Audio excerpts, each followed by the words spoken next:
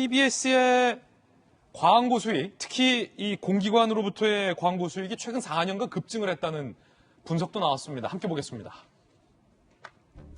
권영세 국민의힘 의원실 입수한 자료에 따르면 최근 10년간 광고비 수익 내역이 공개됐는데 공공기관 광고 라디오 수익 2017년 20억대를 돌파했는데 김어준 씨가 투입되고 나서 매년 크게 늘었다. 공공기관으로부터의 광고 수익이 2018년 40억, 2019년 47억, 2020년 49억.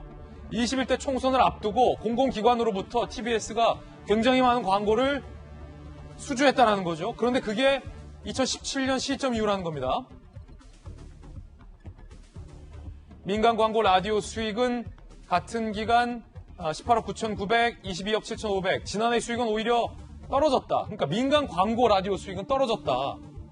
자, 뭐 공기관의 광고도 광고라고 할 수 있겠으나 좀 더 시장 논리에 적용을 받는 민간 광고 라디오 수익은 지난해 오히려 떨어졌는데 공공기관으로부터 광고 수익이 정말로 급증을 했다는 거죠. 권영세 의원의 주장은 공공기관 광고 사입이 몰린 TBS가 정권의 나팔수 역할을 한 정황 증거다. 감사원의 정식 감사 착수가 필요하다라고 주장을 하고 있습니다. 자, 야당의 김병민 비대위원님. 예. 지금 권영세 의원이 자료를 입수해서 공개한 건데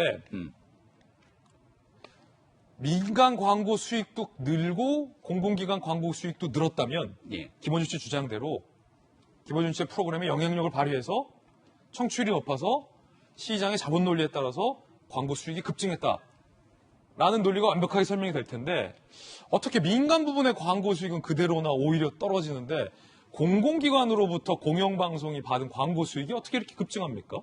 네, 여기에 대한 뭔가의 영향력이 있는지에 대한 고민들, 아마 이런 지점에서 권영세 의원이 관련된 자료들을 받고 또 공개한 게 아닌가 싶은데요. 우리가 지금 김어준 씨 방송에 대해서만 쭉 얘기를 하고 있습니다만 TBS는 많은 라디오 방송들이 있습니다.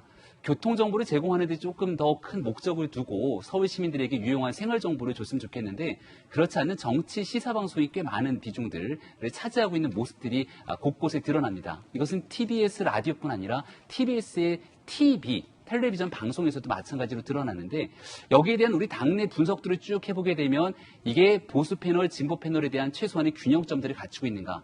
왜냐하면 더 중요한 건 조금 전에 이재명 부장께서 말씀 주셨던 것처럼 공영방송이기 때문에 서울 시민의 혈세가 투입되기 때문에 훨씬 더 엄중한 공정성의 잣대를 떼어야 되지만 그렇지 않은 것 아니냐라고 볼 수가 있고 그래서 여기에 들어가게 되는 여러 가지 광고 수익에 대한 얘기까지 나오게 되는 거죠.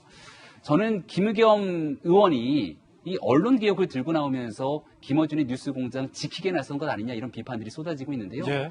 진정한 언론개혁을 꿈꾸고 있는 분들이라면 과연 정파적인 목소리나 이해관계에 따르지 않고 언론인의 사명을 다해서 진실과 객관적 사실을 보도하느냐가 핵심인데요.